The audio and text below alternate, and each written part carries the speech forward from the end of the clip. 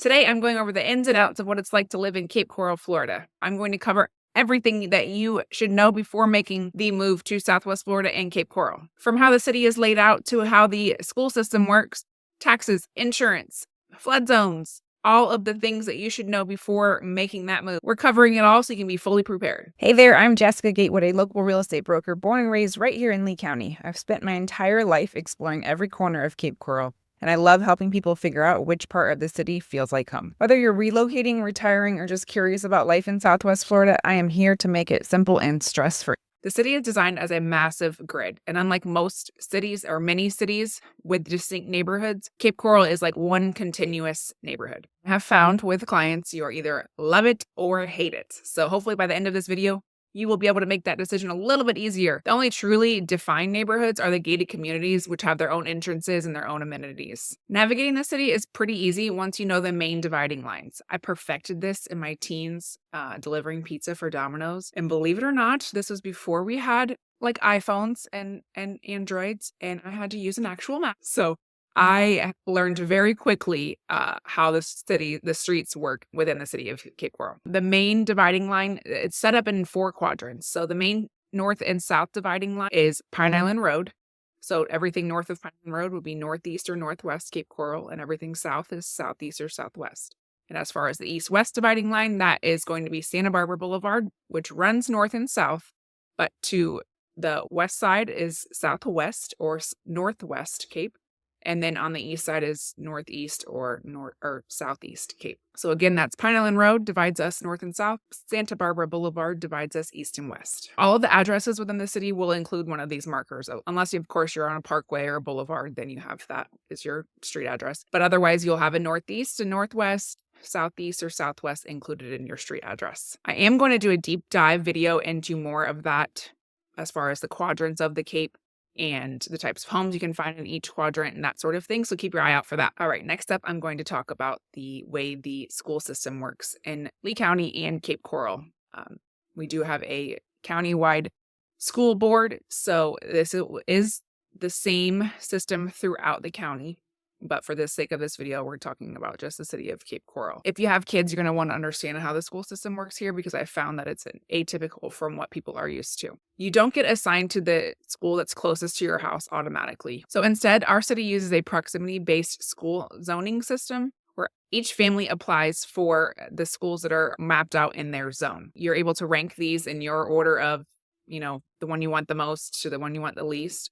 And then it will go in where your home is located in relation to the way you've ranked your schools, where you do get priority for the school that is closest to your home. But it is not a guaranteed, there is a system for this and you have to do an application. Once you're in the school system, then there's no need to do this every year. As a new attendee, you will have a period from January to March where you will apply for and do this school proximity zoning system. This is definitely something you want to keep in mind when you're choosing your neighborhood. In working with my clients, I have learned that our school enrollment system is pretty atypical from what everyone is used to. And I know that it can sound pretty intimidating or daunting.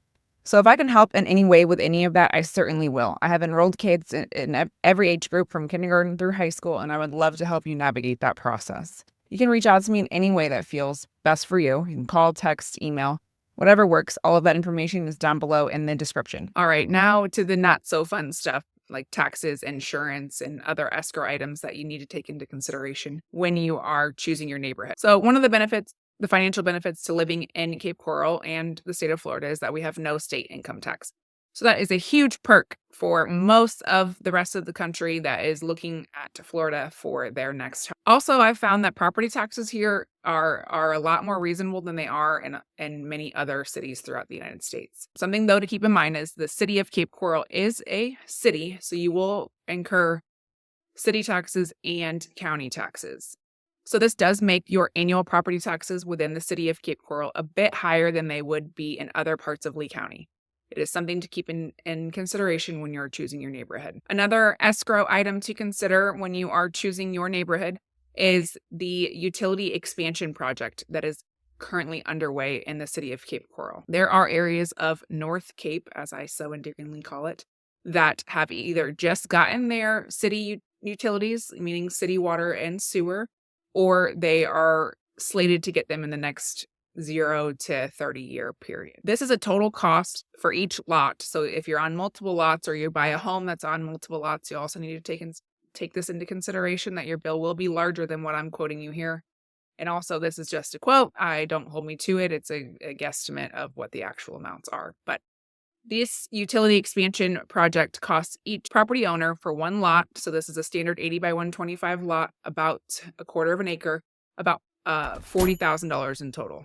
You have options to pay that. You can pay it in full when it comes, which it gets billed once they start the construction. Not when it's done and you're actually using it, because that would make tons of sense. But right when they start construction is when they roll out the bills. So you can pay it in full at that time. You can pay it at full when you sell the house, or every year when the tax bills come back out, you can make a lump sum payment to bring it down. Or you can amortize it over a 20-year period. So a portion of it is going to be in every tax bill over the next 20 years.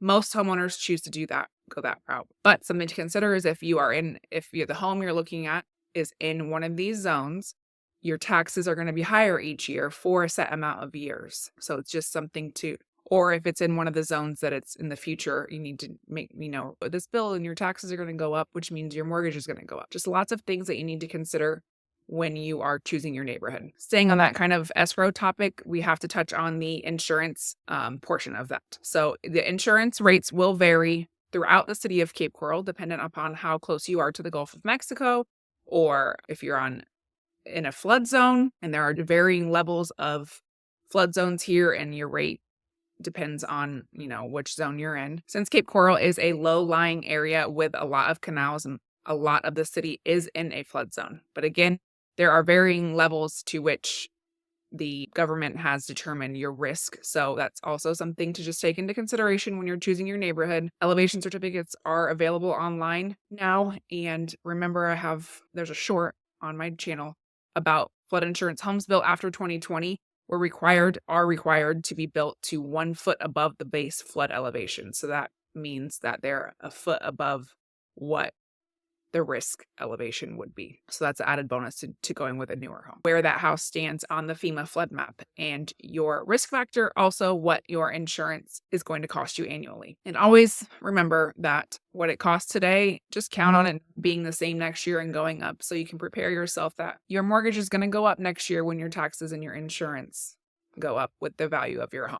If you love being on the water, then Cape Coral is a perfect place for you. With canals leading to the Gulf of Mexico, boating is really just a way of life. Depending on which quadrant of the Cape you are in, it will determine your level of access to the Gulf. For instance, in Northeast Cape and some parts of Northwest Cape, a little section of Southwest Cape, you are going to be on freshwater canals. That means that these canals do not have access to the Gulf of Mexico.